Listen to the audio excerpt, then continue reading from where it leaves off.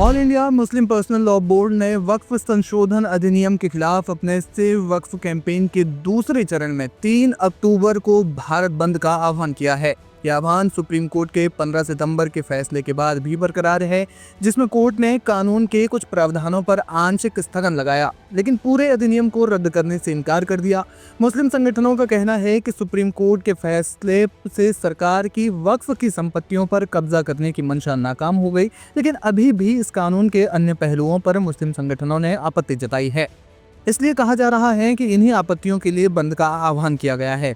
All India Muslim personal law board ने घोषणा की कि 3 अक्टूबर को सुबह 8 बजे से दोपहर 2 बजे तक देश भर में मुस्लिम समुदाय अपने व्यवसाय, कार्यालय और अन्य प्रतिष्ठान बंद रखेंगे। हालांकि चिकित्सा सेवाओं और दवाइयों की दुकानों को इस बंद से छूट दी गई है। संगठन ने जोर दिया कि ये विरोध पूरी तरह शांतिपूर्ण होगा और इसका उद्देश्य वक्फ संपत्तियों पर सरकारी हस्तक्षेप के खिलाफ मुस्लिम समाज के गुस्से और आक्रोश को व्यक्त करना है। All India Muslim personal law board के महासचिव मौलाना खालिद रशीद फिरंगी महली ने कहा, ये बंद हमारी एकजुटता और संवैधानिक अधिकारों की रक्षा के लिए है। हम सरकार से इस कानून को वापस लेने की मांग करते हैं, क्योंकि हमारे धार्मिक मामलों में अनुचित हस्तक्षेप करता है।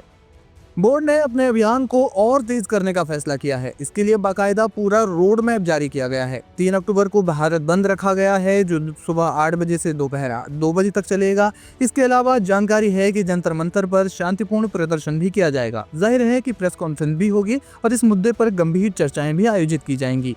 बोर्ड ने प्रेस रिलीज जारी कर कहा कि दौरान राउंड टेबल कॉन्फ्रेंस यानी कि गोलमेज बैठकें भी आयोजित की जाएंगी। इसके अलावा सोशल मीडिया कैंपेन्स भी चलाए जाएंगे। वहीं 16 नवंबर को दिल्ली के रामलीला मैदान में एक विशाल विरोध सभा आयोजित की जाएगी, जिसमें देश भर से लाखों लोग शामिल होंगे। अन्य समुदायों के लोगों को भी विशेष निमंत्रण दिया जाएगा। वक्ताओं में मुस्लिम नेता, राजनीतिक प्रतिनिधि, नागरिक समाज के सदस्य और अल्पसंख्यक नेता शामिल होंगे। आपको बता दें कि 15 सितंबर को सुप्रीम कोर्ट ने वक्फ संशोधन अधिनियम की संवैधानिकता को चुनौती देने वाली याचिकाओं पर सुनवाई की। कोर्ट ने कुछ विवादास्पद प्रावधानों जैसे गैर मुस्लिम सदस्यों को वक्फ बोर्ड में शामिल करने, वक्फ संपत्तियों की जांच के दौरान उनके स्टेटस में बदलाव और कुछ अन्य धाराओं पर अस्थायी स्थगन लगा दिया। कोर्ट ने वक्फ बाय यूजर की अवधारणा को भविष्य के लिए समाप्त करने को वैध ठहराया है, लेकिन 8 अप्रैल 2025 तक रजिस्टर्ड ऐसी संपत्तियों को संरक्षित रखने का आदेश दिया गया है। हालांकि कोर्ट ने पूरे कानून पर रोक लगाने से इनकार कर दिया, जिसके कारण मुस्लिम संगठनों में असंतोष बढ़ा।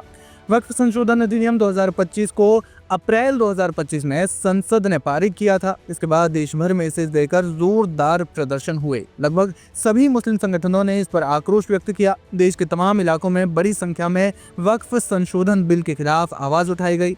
अब एक बार फिर से इसके विरोध में आवाज उठी है और भारत बंद का आह्वान रखा गया है।